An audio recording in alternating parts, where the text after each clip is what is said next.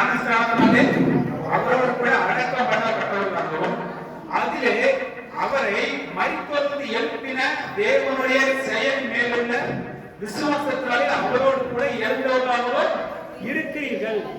எழுந்தவர்களாகவும் இருக்கிறீர்கள்.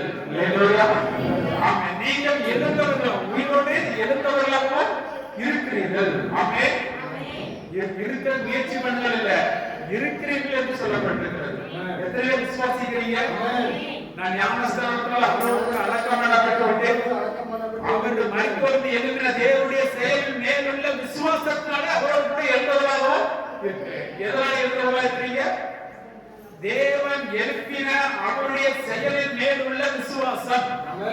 இயேசு கிறிஸ்துவை எழுப்பினார்கள். நீங்கள் அதன் மேல் உள்ள விசுவாசத்தினாலே நீங்களும் அவரோடு கூட எழுந்தவர்களாக இருக்கிறீர்கள். அல்லேலூயா. எப்ப எழுந்தவர்களாக இருக்கிறீர்கள்? நீங்கள் எப்பொழுது நீங்கள் விசுவாசிக்க ஆரம்பிக்கிறீர்களோ அப்பொழுதே அது அந்த உயிரோடு எழுப்பியது உங்களுக்குள்ளே செயல்பட ஆரம்பிக்கிறது. ஆமென். எத்தனை பேர் விசுவாசிக்கிறீங்க? அவன் பாவ மனுஷன் அவரோடு கூட சிலுவையில மரித்து விட்டேன். அவன் எழுப்பினது மேலுள்ள விசுவாசம், தேவன் அவர்களோடு எழுப்பினார் என்கிறது மேலுள்ள விசுவாசத்தினால் நீங்கள் அவரோடு கூட மறுபடியும் எழுந்தவர்களாக இருக்கிறீர்கள். அல்லேலூயா. நான் மறுபடியும் பிறந்தவனாக இருக்கிறேன். சொல்லுங்க, நான் மறுபடியும் பிறந்தவனாக இருக்கிறேன். ஆமென். இப்போ நீங்க கற்றுக்கொள்ள முடியாது. எது கற்றுக்கொள்ளணும்? மரிக்க பழைய மனுஷனுக்குள்ளத கற்றுக்கொள்ளணுமா? மறுபடியும் பிறந்துட்டேன் நம்புறீங்க பாருங்க, அதை கற்றுக்கொள்ளணுமா? கற்றுக்கொள்ளணும். ஆமென். அல்லேலூயா. நீங்க ஒரு 10ஆம் கிளாஸ் படிக்கிறீங்க பாருங்க, 10ஆம் கிளாஸ் படிக்கிறீங்க, பரீட்சைக்கு நீங்க முயற்சி பண்றீங்க, பரீட்சைக்கெல்லாம் எல்லாம் படிச்சு எழுதி பாஸ் ஆயிட்டீங்க. அதுக்கு பிறகு எதுக்கு முயற்சி பண்ணீங்க? இப்போ 10ஆம் கிளாஸ் நீங்க பாஸ் ஆயாச்சு, பாஸ் நல்லா படிச்சு எழுதி பாஸ் ஆயிட்டீங்க. இப்போ எதுக்கு முயற்சி பண்றீங்க? 11ஆம் கிளாஸ் அடுத்த என்ன படிக்கிறதுல முயற்சி பண்றீங்க. அதான் முயற்சி பண்ணுவீங்க. அதுக்கு பிறகு நான் 10ஆம் கிளாஸ் எப்பயாவது நான் படிச்சு பாஸ் ஆகணும் முயற்சி பண்ணுவீங்களா? இல்ல. அது யாருன்னா பாஸ் ஆகி வெளியே வந்துட்டீங்க. அல்லேலூயா. என்னைக்கு நீங்கள் அவரோடு கூட மரித்து அவர் தேவன் இயேசு கிறிஸ்துவை உயிரோடு எழுப்பினார் என்கிற அந்த வார்த்தை மேல் விசுவாசம் வைத்தபடினால் நீங்கள் அவரோடு கூட எழுப்பி விட்டீர்கள். எப்படி எழுப்பி விட்டீங்க? நீதிமானாக எழுப்பி விட்டீர்கள். ஆமென். உங்கள் பாவங்களுக்காய் அவர் மரித்தார், நீங்கள் நீதிமானாகும்படி அவர் எழுப்பப்பட்டு இருக்கிறார். ஆமென். நீதிமான ஆயிட்டீங்க. இப்போ நீங்க எதை கற்றுக்கொள்ளணும்? எப்படி பாவம் செய்யக்கூடாதுன்னு கற்றுக்கொள்ளணுமா? இல்ல நீதி வழி எப்படி பண்றத கற்றுக்கொள்ளணுமா? ஆமென். பாவத்துக்கு நீங்க மரிச்சிட்டீங்க. எப்ப மரிச்சிட்டீங்க? சிலுவையில அவரோடு கூட மரிச்சிட்டீங்க. இப்ப நீதிக்கு நீங்க பிழைச்சிட்டீங்க. எப்படி பிழைச்சீங்க? இயேசு கிறிஸ்து எனக்காக தான் எழுப்பினார்ங்கிற விசுவாசத்தினால நீங்க பிழைத்து விட்டீர்கள். இப்போ நீங்கள் எதை கற்றுக்கொள்ள வேண்டும்னா, நீதி எப்படி என்னது, இந்த மறுபடி பிறந்த மாதிரி அது யாரு, அதன் தன்மை என்ன, அந்த மறுபடி பிறந்தவருடைய அந்த காரியங்கள் என்ன, அந்த குணாதிசயங்கள் என்ன, அதுல என்னது இருக்குது அப்படிங்கறதை நீங்கள் கற்றுக்கொள்ள வேண்டும். அதுதான் திருச்சபை. அல்லேலூயா. மறுபடி பிறந்தவர்களுக்கு பேர் தான் கிறிஸ்துவின் சரீரம். ஆமென். நீங்கள் மறுபடி பிறக்காவிட்டால் நீங்கள் கிறிஸ்துவின் சரீரம் இல்லை, நீங்கள் தேவனுடைய பிள்ளை இல்லை, நீங்கள் மறுபடி பிறந்தவர்கள் இல்லை. புரியுதா? அப்ப எது முக்கியம்? நீங்கள் மறுபடியும் பிறந்திருக்கிறது என்பது ரொம்ப முக்கியம். நீங்க மறுபடியும் பிறந்திருக்கிறவங்க பாவ மனுஷன் இல்லை. அல்லேலூயா. சட்டத்திட்டத்துக்கு நீக்கப்பட்டு நான் கீழே கொஞ்சம் நான் படிக்க பாருங்க, நல்லா கவனிச்சுவாங்க. 13 தொடர்ந்து படிக்கிறேன். நல்லா உங்கள் பாவங்களினாலும் உங்கள் மாம்ச விருத்த சேதங்களாலும் மரித்தவர்களாய் இருந்த உங்களையும் அவரோடு கூட உயிர்ப்பித்து அக்கிரமங்கள் எல்லாவற்றையும் உங்களுக்கு மன்னித்து நமக்கு எதிரடியாக கட்டளைகளால் நமக்கு விரோதமாக இருந்த கையெழுத்தையும் குலைத்து அதை நடுவீராதபடிக்கு எடுத்து சிலுவையில் மேல் ஆணி அடித்து துரைத்தனம் அதிகாரங்களை உரிந்து கொண்டு வெளியரங்க கோலமாக்கி அவைகள் மேல் சிலுவையிலே வெற்றி சிறந்தார். அவருடைய பாவங்களுக்காக வெற்றி சிறக்கல, உங்களுடைய பாவங்களுக்காக என்னுடைய பாவங்களுக்காக சிலுவையில் வெற்றி சிறந்தார். அவருடைய சட்ட திட்டத்துக்காக சிலுவையில செய்யல. உங்களுக்கு விரோதமாக இருந்த சட்ட திட்டங்கள், உங்களுக்கு விரோதமாக இருந்த கையெழுத்துகள் எல்லாத்தையும் சிலுவையிலே முடித்து வெற்றி சிறந்தார். அதுல நீங்கள் அப்படி அங்கே இருக்கிறீங்க. அந்த பாவ மனுஷன், அந்த சட்டத்திற்கு உட்பட்ட மனுஷன், அந்த மாம்சத்துக்குரியவன் எல்லாரும்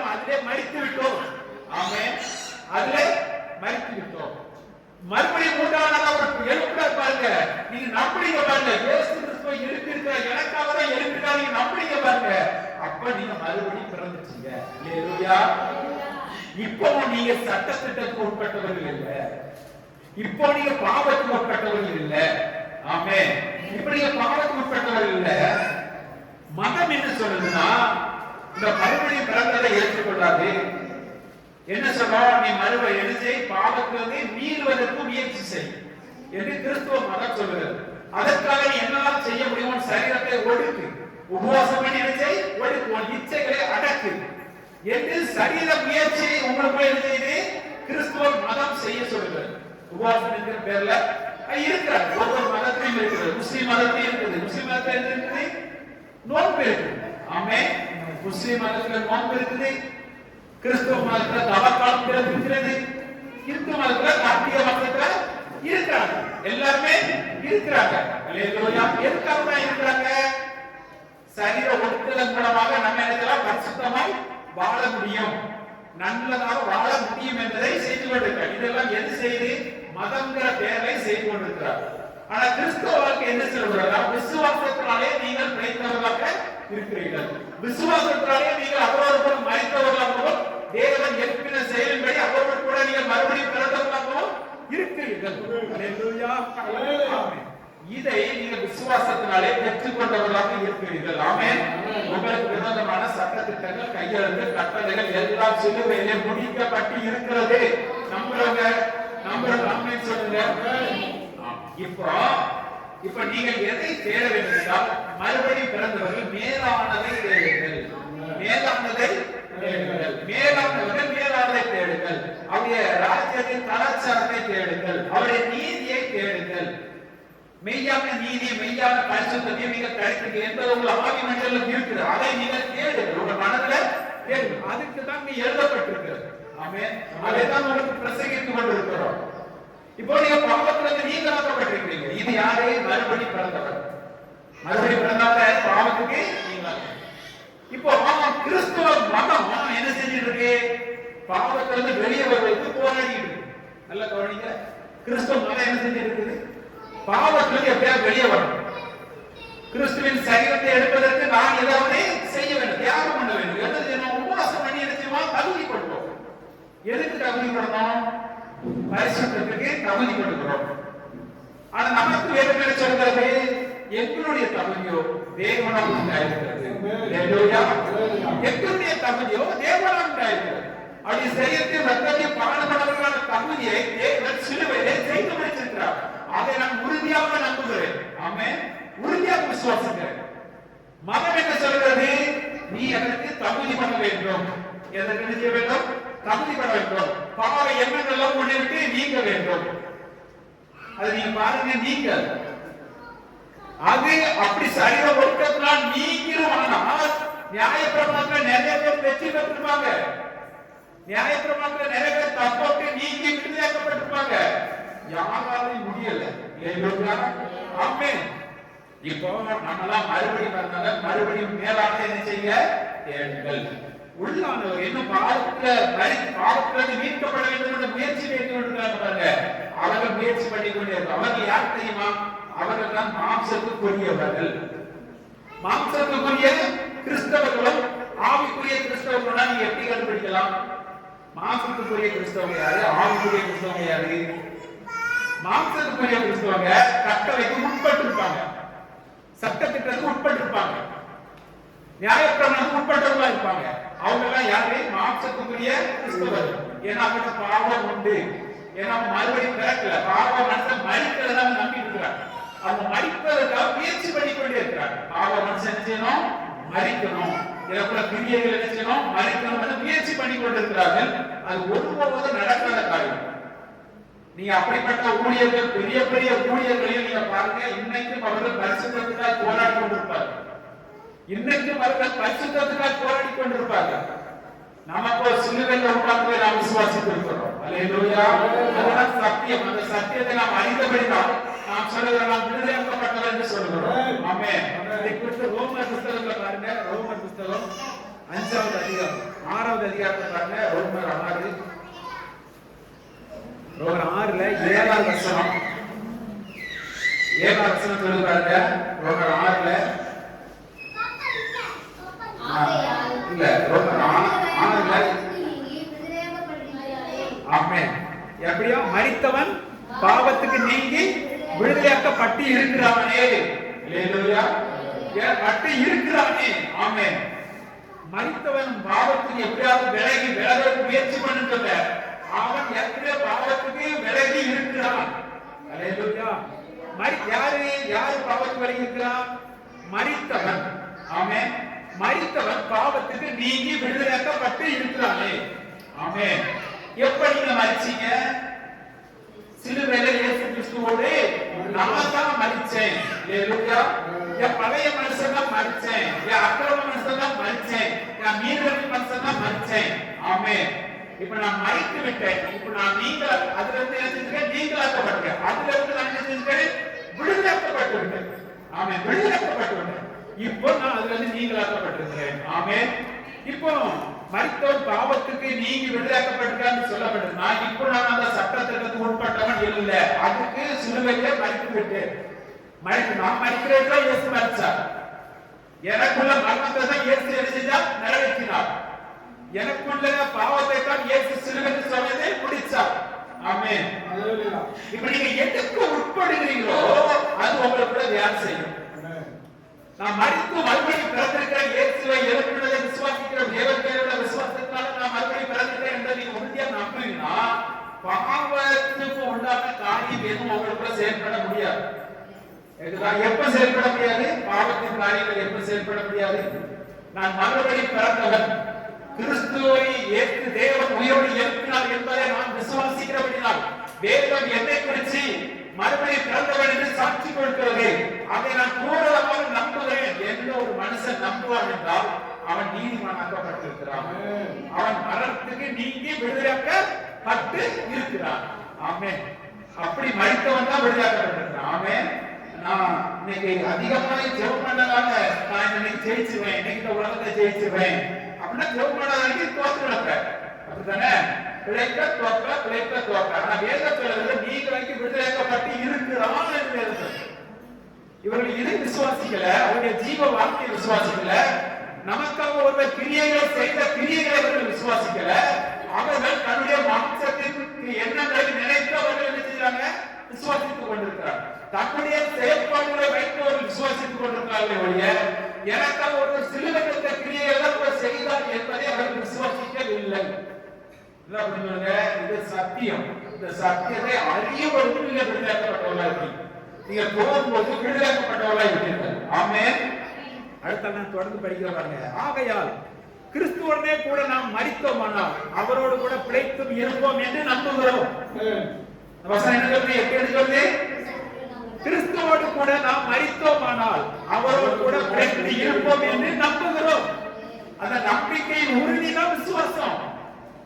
நம்பிக்கை வேற, விசுவாசம் வேற இல்ல. நம்பிக்கையின் உறுதி அதுதான் விசுவாசம். அல்லேலூயா. பார்க்கல, நம்புறீங்க, அதுல உறுதியா இருக்கீங்க. ஆமென்.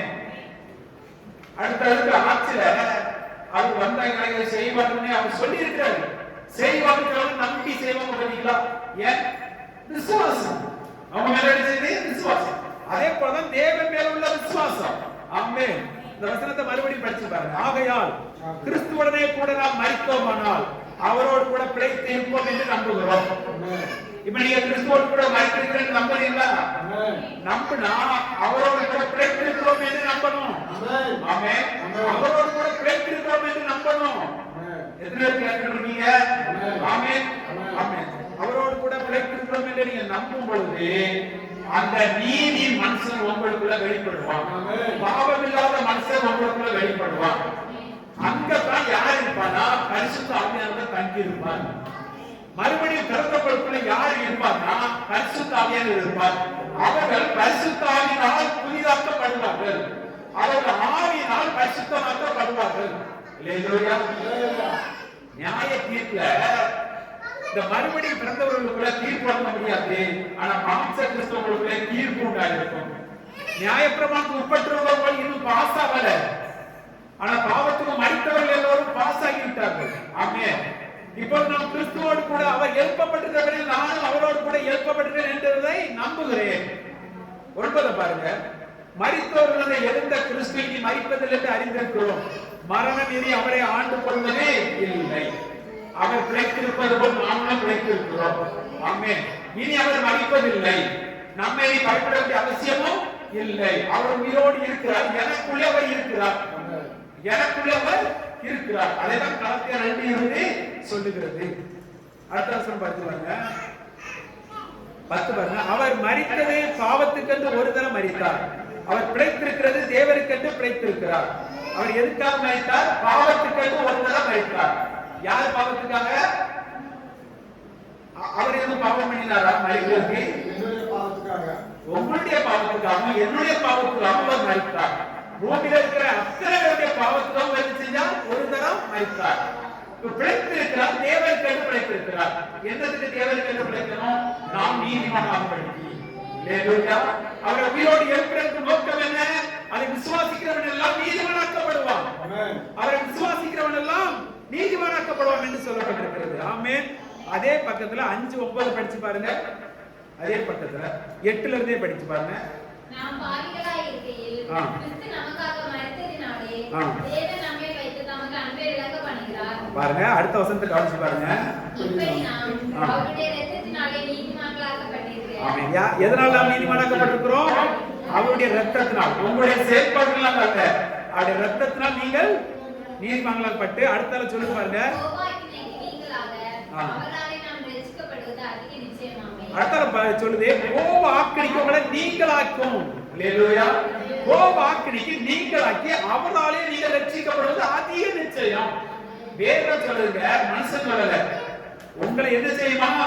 அந்த நீ அவர் விசுவாசித்தபடினால், அவர் உயிரோடு எழுப்பப்பட்டிருக்கிறார், எனக்காக எழுப்பப்பட்ட விசுவாசிக்கிறபடினால் நீங்கள் நீதிமானாக்கப்படுகிறீர்கள். நீங்கள் நீதிமானாக்கப்படுவது மட்டுமல்ல, வரப்போகிற கோபாக்கினிக்கு உங்களை நீங்களாக்கி உங்களை எல்லாவற்றிலும் ரட்சிப்பது அதிக நிச்சயம். ஆமென். அதற்காக தான் விளக்கத்தை செய்து முடித்திருக்கிறார். இப்ப செத்திட்டே இருக்கிறாங்க கூட நீங்க யோசிக்கலாம், அவர் முடித்திருக்கிறார். அல்லேலூயா. செத்து முடித்திருக்கிறார். அதனால் நீங்கள் நீங்களாக்கப்பட்டவர்களாக இருக்கிறீர்கள். அடுத்தல பாருங்க. அதுல ரோமர் 11 வரைக்கும் 6:11 வரைக்கும் நான் படிக்கிறேன் பாருங்க. 10 பாருங்க. அவர் மரித்தது பாவத்துக்கு ஒரு தரம் மரித்தார். அவர் பிழைத்திருக்கிறது தேவனுக்கே பிழைத்திருக்கிறார். அப்படியே நீங்களும், நம்மள சொல்றாரு, அப்படியே நீங்களும் உங்களை பாவத்துக்கென்று மரித்தவர்களாகவும் நம்முடைய கர்த்தராகிய இயேசு கிறிஸ்துவுக்குள் தேவனுக்கென்று பிழைத்தவர்களாகவும் எண்ணிக்கொள்ளுங்கள். நீங்க எப்படி எண்ணணுமா? 11 என்ன சொல்லுது? அப்படியே நீங்களும் உங்களை பாவத்துக்கென்று மரித்தவர்களாக எண்ணணுமா? நம்முடைய கர்த்தராகிய இயேசு கிறிஸ்துவுக்குள் தேவனுக்கென்று பிழைத்தவர்களாகவும் எண்ணிக்கொள்ளுங்கள். நீங்க தேவனுக்காக நான் பிழைத்திருக்கிறேன் என்பதை நீங்க என்ன செய்யணும்? எண்ணிக்கொள்ளுங்கள். இப்ப பிழைத்திருப்பது நீங்க இல்ல, அவரே உங்களுக்குள் பிழைத்திருக்கிறார். அல்லேலூயா. பிழைத்திருக்கிறது நான் அல்ல, கிறிஸ்துவே எனக்குள் பிழைத்திருக்கிறார். நான் என்கிற மனுஷன் சிலுவையிலே மரித்து விட்டார். நான் என் சுயம் என்கிற மனுஷன் சிலுவையிலே மரித்து விட்டார். அல்லேலூயா. இந்த எண்ணத்துக்குள்ள நீங்க வந்தாதான் உண்மையான நீதி உங்களுக்குள்ள வெளிப்படும். உண்மையான பரிசுத்தம், உண்மையான சாந்தம், உண்மையான சந்தோஷம், உண்மையான அமைதி, இதெல்லாம் உங்களுக்குள்ள செயல்படும். இந்த உணர்வுக்குள்ள நீங்க வந்தால் இது உங்களுக்குள்ள செயல்படும். அல்லேலூயா. இது இல்லாம பழைய பரிசுத்தவான்கள் இப்படி எல்லாம் ஒடுக்கி இருந்தாங்க, இப்படி இருந்தாங்க, அதனால இப்படி மாறினாங்க, அதனால தேவன் அவளோட பேசினார் என்று அந்த எண்ணத்துல உங்களை செயல்படுத்துறீங்கன்னா நீங்க முயற்சி பண்ணிக்கொண்டே இருக்கலாம். ஆனால் மறுபடியும் பிறந்தவர்களாக நீங்கள் இருக்க முடியாது. அல்லேலூயா. உங்கள் செயல்பாடுகளினால நல்லவனாய் மாறலாம். உங்கள் செயல்பாடுனால நல்லவனாய் மாறலாம், ஒழுங்குள்ளவனாய் மாறலாம். உங்கள் செயல்பாடுனால நீங்கள் மறுபடியும் பிறக்க முடியாது. அதுதான் முக்கியமானது. அல்லேலூயா. உங்களுடைய எந்த செயல்பாடுகளாலும் நீங்கள் மறுபடியும் பிறக்க முடியாது. பாவ மனுஷன் தான். நீங்க என்னதான் செஞ்சாலும் நீங்க பாவம். அதுதான் 5:14 பாருங்க. ரோமர் 5:14. அப்படி இருந்தும் மரணமானது ஆதாம் முதல் மோசே வரைக்கும் ஆதாமின் மீறுதலுக்கு ஒப்பாய் பாவம் செய்யாதவர்களையும் ஆண்டு கொண்டது. எப்படி செஞ்சுச்சாம்? பாவம் செய்யாதவர்களையும் ஆண்டு கொண்டது. அந்த ஆதாம் பின்பு வந்ததுக்கு முன்னடையாகும். பாருங்க, நான் 14 நல்லா படிச்சு பாருங்க. அப்படி இருந்தோம் மரணமானது ஆதாம் முதல் மோசே வரைக்கும் எதனால செயல்படுச்சு? இந்த பாவமும் மரணமும் எதனால செயல்படுச்சு? ஆதாம் முதல் மோசே வரைக்கும் எதனால் செயல்பட்டுச்சு சொல்லுங்க பாருங்க. ஆதாமின் மீறுதலுக்கு ஒப்பாய், ஆதாமின் மீறுதலினாலே இது என்ன செஞ்சிச்சு? செயல்பட்டுச்சு, ஆண்டு கொண்டது. யாரும் ஆண்டு கொண்டது? பாவம் செய்யாதவர்களையும் ஆண்டு கொண்டது. பாவம் செய்யாதவர்களையும் ஆண்டு கொண்டது. இப்ப நீங்க மறுபடியும் பிறக்காவிட்டால் இது உங்களுக்குள்ள செயல்பட்டே இருக்கும். நீங்க பாவம் செய்யாம இருந்தாலும் இது உங்களுக்குள்ள செயல்பட்டு கொண்டே இருக்கும். அதனால சொல்ற மாம்சத்துக்கு உட்பட்ட கிறிஸ்தவர்கள் இன்னும் பாவத்துக்கு உட்பட்டவர்கள் தான். மரிக்காத வரைக்கும் அவர்கள் பாவத்துக்கு உட்பட்டவர்கள் தான். அவர்கள் பாவம் செய்யாமல் இருந்தாலும் அவர்கள் பாவத்துக்கு உட்பட்டவர்கள் தான். புரியுதா? அந்த சத்தியம் புரியுதா? அவர் இப்போ நீங்க பாவம் செய்யாதவர்களா இருந்தாலும் நீங்க மறுபடி பிறக்கலன்னா நீங்க யாருதான்? பாவிதான். இல்லங்க நான் கரெக்டா தான் இருக்கேன், நான் நியாயப்பிரமாணம் கரெக்டா தான் கடைபிடிக்கிறேன் அப்படின்னா உங்க அப்பா தப்பு. உங்க அப்பன் தப்பானவன். அவர் கொலகாரனா கொலகார பிள்ளை கொலகார பிள்ளை தான் சொல்லுவாங்க. அல்லேலூயா. ஒரு பாவியுடைய பிள்ளைய பாவி பிள்ளை தான் சொல்லுவாங்க. இப்போ நம்ம சரியில்லை, எங்க அப்பா சரியானவர். அல்லேலூயா. எங்க அப்பா கிறிஸ்து சரியானவர், அதனால நான் நீதிமானாக்கப்பட்டிருக்கிறேன். ஆமென். பழைய அப்பா ஆதாம் சரியில்லை, அதனால நான் பாவமாக்கப்பட்டேன். இப்போ ரெண்டாவது பிறந்த பாருங்க, அந்த அப்பா சரியானவர், அந்த அப்பாவனால நீ நீதிமானாக்கப்பட்டிருக்கிறேன். ஆமென். நீங்க இப்ப எந்த அப்பாவால நீதிமானாக்கப்பட்டிருக்கிறீங்க? கிறிஸ்துவின் அப்பாவுனால நீங்க என்ன செய்யணும்? அந்த பாவ அப்பா மோனத்தை மரிக்கணும். அது எதனால மரிக்கிறோம்? சிலுவையில் எனக்காய் செஞ்சிருக்கிற விசுவாசத்தால் நாம் மரிக்கிறோம். இயேசு கிறிஸ்து மரித்தார் பாருங்க. அப்போ நான் ஆதாமின் பிள்ளையா இருந்தவன், நான் சிலுவையிலே மரிக்கிறேன். இப்ப நான் கிறிஸ்துவின் பிள்ளையா எப்பொழுது பெற்றெடுக்கப்படுகிறேன். மூன்றாம் நாள் அவர் உயிரோடு இருக்கிறது நான் நம்புறேன் பாருங்க. அதனால நான் பெற்றெடுக்கப்பட்டு நீதிமானா இருக்கிறேன். அல்லேலூயா. இப்போ இதுக்கு எல்லாம் நான் சொந்தக்காரன். நீதிமான்கிற வாக்கு தத்துவத்துக்கு சொந்தக்காரன். இயேசு கிறிஸ்து மூலமா அத்தனை வாக்கு தத்துவத்துக்கும் நான் சொந்தக்காரன். அல்லேலூயா. இத நீங்கள் ஏற்றுக்கொண்டால் அது உங்களுக்குள்ள வேலை செய்யும். நீங்கள் இதை விசுவாசிக்காவிட்டால் வேலை செய்யாது. விசுவாசிக்காவிட்டால் வேதம் சொல்கிறது, பவுல் பிரசங்கம் பண்ணினார், நித்திய ஜீவனுக்கு நியமிக்கப்பட்டவர்கள் விசுவாசித்தார்கள். அப்ப நித்திய ஜீவனுக்கு நியமிக்கப்படாதவர்கள் என்ன செய்வாங்க? கேட்கறது எதையோ சொல்றாங்க அப்படின்னு சொல்லிட்டு இருப்பாங்க. முடிவு என்ன இருக்கும்? யோசிச்சு பாருங்க, முடிவு என்ன இருக்கும்? நித்திய ஜீவனுக்கு நியாயம் வைக்கப்பட்டவங்க விசுவாசித்தாங்கன்னா அப்ப விசுவாசிக்காதவங்க எங்க நியமிக்கப்பட்டவங்க? நல்லா கவனிச்சு பாருங்க. மரணத்தில் நியமிக்கப்பட்டவங்க, சுவிசேஷத்துக்கு கீழ்ப்படியாதவர்கள், கோபாக்கினைக்கு அவர்கள் உட்பட்டவர்கள். சுவிசேஷத்துக்கு கீழ்ப்படிகிறவர்கள் கோபாக்கினைக்கு நீங்களாக்கப்பட்டிருக்கிறோம். அல்லேலூயா. இன்னைக்கு நான் எல்லா கோபனாக்கினைக்கு நீங்களாக்கப்பட்டிருக்கோம்னா என்னுடைய சுயத்தின் பக்தினால இல்ல, என் சுயத்தின் கீழ்ப்படுத்தலால் அல்ல, என் சுயத்தின் ஒழுங்கால் அல்ல, நான் கிறிஸ்துவை பற்றி விசுவாசத்தினாலே நான் மறுபடியும் பிறந்தவனா இருக்கிறபடினால் இந்த பிரபஞ்சத்தில் இருக்கிற எல்லாவற்றுக்கும் நான் நீங்களாக்கப்பட்டிருக்கிறேன் நான் விசுவாசிக்கிறேன். அதனால் மேலோகத்தில் உள்ள அந்த ராஜ்யம் எனக்குள் செயல்படுகிறது என்பதை நான் நம்புறேன். ஆமென். எத்தனை பேர் நம்புறீங்க? தேவனுடைய ராஜ்யம் உங்களுக்குள் செயல்படுது எத்தனை பேர் நம்புறீங்க? ஆமென். அவன் கையை உயர்த்தி, தேவனுடைய ராஜ்யம் எனக்குள் செயல்படுது. மறுபடியும் பிறந்தவர்களாகி நீங்கள் இந்த உலகத்துக்கு சொந்தக்காரர்கள் இல்ல, தேவனுடைய ராஜ்யத்துக்கு சொந்தக்காரர்கள். நம்புறீங்களா? நான் மறுபடியும் பிறந்தவர்கள் நம்புறீங்களா? இப்ப நீங்க இந்த நேரத்திலே நீங்க விசுவாசிக்கிறீங்களா? இப்ப விசுவாசித்தாலே அந்த பாவ மனுஷன் மறித்து விட்டாங்க. நீங்க மறுபடியும் பிறந்தவர்கள் என்று நீங்க விசுவாசிக்கும் பொழுது, இயேசு கிறிஸ்து உயிரோடு எழுப்பினார்கள் விசுவாசம் வைக்கும் பொழுது நீங்க மறுபடியும் பிறந்தவர்கள், நீங்க நீதிமானாக்கப்பட்டிருக்கிறீங்க. நீங்க மறுபடியும் பிறந்தவர்கள், பாவத்துக்கு மரித்தவன் பாவத்துக்கு நீங்கி விடுதலையாக்கப்பட்டு இருக்கிறான் என்று சொல்லப்பட்டிருக்கிறது. 6 அந்த 11 வரைக்கும் படிக்கிறேன். அதுல சொல்லப்பட்டிருக்கு. அதே அது 14 பாருங்க, 6:14 பாருங்க. நீங்கள் நியாயப்பிரமாணத்துக்கு கீழ்ப்பட்டிராமல் கிருபைக்கு கீழ்ப்பட்டிருக்கிற அப்படினால் பாவம் உங்களை மேற்கொள்ள மாட்டாது. அப்ப எதற்கு நீங்கள் கீழ்ப்படுகிறீர்கள் என்பது முக்கியம். எதற்கு? இப்போ நியாயப்பிரமாணத்துக்கு கீழ்ப்படுகிறதா என்னது? இப்போ அந்த சட்டம், இப்போ ஒரு வாக்குத்தத்தங்களை நீங்க பெற்றுக்கொள்ள வேண்டும் என்று நீங்க சில ஊழியத்துல நீங்க பார்த்திருப்பீங்க. வாக்குத்தத்த ஆராதனை சொல்லுவாங்க. அந்த வாக்குத்தத்தத்தை எப்படி பெற்றுக்கொள்ளலாம்னு சொல்லுவாங்க. அந்த வாக்குத்தத்தத்தை ஏதாவது ஒரு வாக்குத்தத்தம் எடுப்பாங்க. அதுல பழைய ஏற்பாடு பரிசுத்தவான்கள் எப்படிலாம் வாழ்ந்ததை பெற்றுக்கொள்ளலாம் என்று சொல்லுவாங்க. நீங்க அப்படி வாழ்ந்து பெற்றுக்கொண்டால்தான் இதை பெற்றுக்கொள்ள முடியும் என்று அவர்கள் சொல்லுவார்கள்.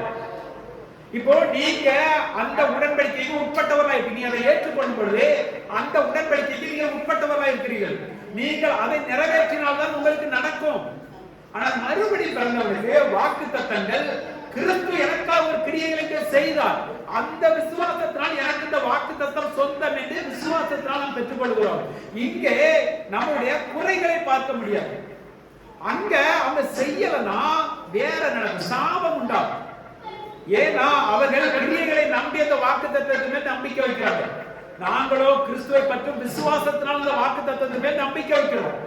இங்க போல வார்த்தைகளை நாங்கள் எங்கள் சுய சக்தியை நம்பி செயல்படல, கிறிஸ்து எனக்காய் செய்திருக்கிற மேல உள்ள விசுவாசத்தினால் இந்த வார்த்தையை நாங்கள் நம்புகிறோம். இது எனக்கு செயல்படுகிறது, இந்த வாக்குத்தத்தம் எனக்கு செயல்படுகிறது, பாவத்துக்கும் மரத்துக்கும் நான் நீங்களாக்கப்பட்டிருக்கிறேன் என்பதை நான் இதை வார்த்தையை விசுவாசிக்கிறபடினால அறிக்கை எடுக்கிறேன். அல்லேலூயா. என்னை நீங்களாக்கியிருக்கிறது என்பதை நம்புகிறேன். இலவசமாய் அவருடைய ரத்தத்தினால் கிருபையை கொண்டு நான் மீட்கப்பட்டிருக்கிறேன், நீதிமானாக்கப்பட்டிருக்கிறேன் என்பதை நான் நம்புகிறேன். ஆமென். அது ரொம்ப முக்கியம். நீங்கள் எதற்கு கீழ்ப்படுகிறீர்களோ அதற்கு நீங்கள் அடிமையாக இருக்கிறீர்கள். என்னுடைய செயலினால்தான் எனக்கு ஏதாவது கிடைக்கும் என்று நீங்க நம்பிக்கொண்டிருந்தீங்கன்னா நீங்க கிருபைக்கு உட்பட்டவங்க இல்ல, பிரமாணத்துக்கு உட்பட்டவங்க. அதன்படி உங்களுக்கு செயல்படும், அதன்படி உங்களுக்கு என்ன செய்யணும், செயல்படும். நீங்கள் அப்படி வாழ்ந்தால் நீங்கள் அதை பெற்றுக்கொள்வீர்கள். அங்கேயும் இருக்குதா மகிமை இருக்குதா, மகிமை இருக்கிறது. ஆனால் அதே கூட அதையோட மரணமும் இருக்கிறது. ஆமென். வேதம் சொல்லுகிறது, தேவன் சொன்னார், நான் அவர்களுக்கு மரணத்துக்கு ஏதுவான கட்டளையும் ஜீவன் அல்லாத கற்பனையும் நான் அவர்களுக்கு கொடுத்தேன் என்று சொல்லுகிறார். என்னத்தை கொடுத்தாராம்? அந்த கட்டளைகளை என்னது இல்லையா, ஜீவன் இல்லை என்று சொல்லுகிறது. எது இருக்குதான், மரணத்துக்கு ஏதுவானதுன்னு சொல்லுது. ஆமென். எதை அப்ப அந்த கிருபைக்கு உட்பட்டவர்கள் மரணத்துக்கு நீங்கள் ஆக்கப்பட்டதால் என்று சொல்லுகிறது. நீங்க எதற்கு உட்படுகிறீர்களோ அது உங்களுக்குள் வேலை செய்யும்.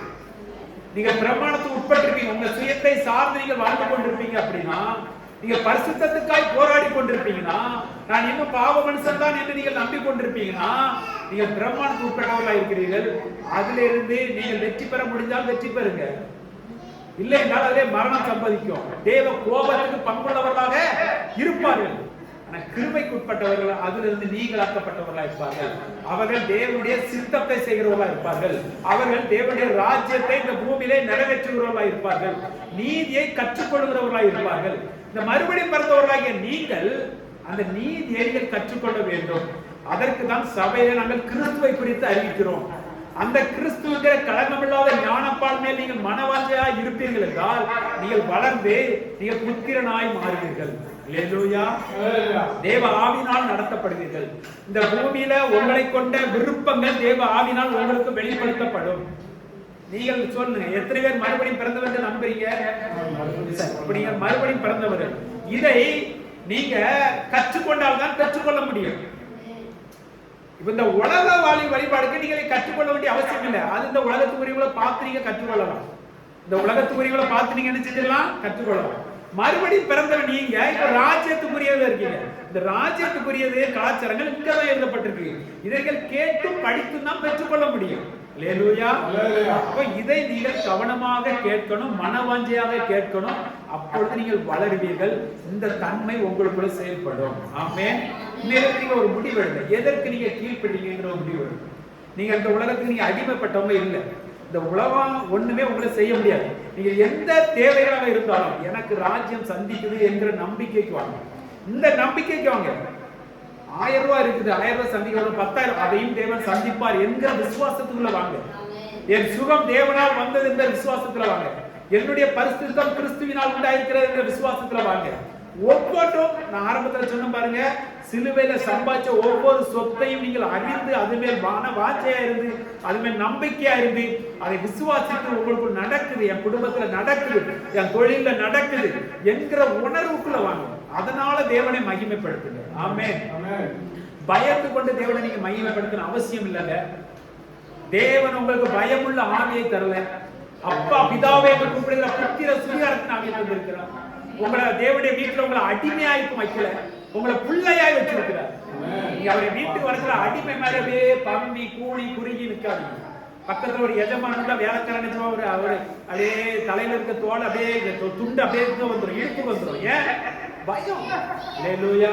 உங்க அப்பா கிட்ட நீங்க பயப்படுறீங்களா? மரியாதை இருக்கும். ஆமென். பயம் இருக்கும், மரியாதைக்குள்ள பயம் இருக்கும். பிதாவுக்குள்ள பயம் இருக்குது. என்ன பயம்? மரியாதைக்குள்ள பயம். எனக்கு அதுக்கு ஒரு தயாரத்தை செஞ்சிருக்காரு என்கிற ஒரு மதிப்பு நிறைந்த பயம். அல்லேலூயா.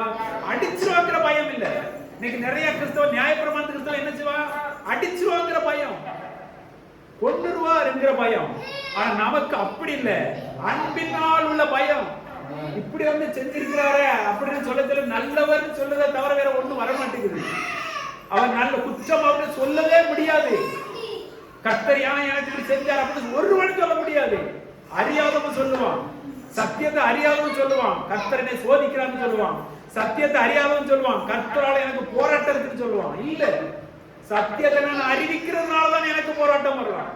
இந்த சத்தியத்தை அடுத்தவன் பெற்றுக்கொள்ளணும் என்பதற்காக தான் அப்போஸ்தலர்கள் போராடினார்கள். ஆமென்.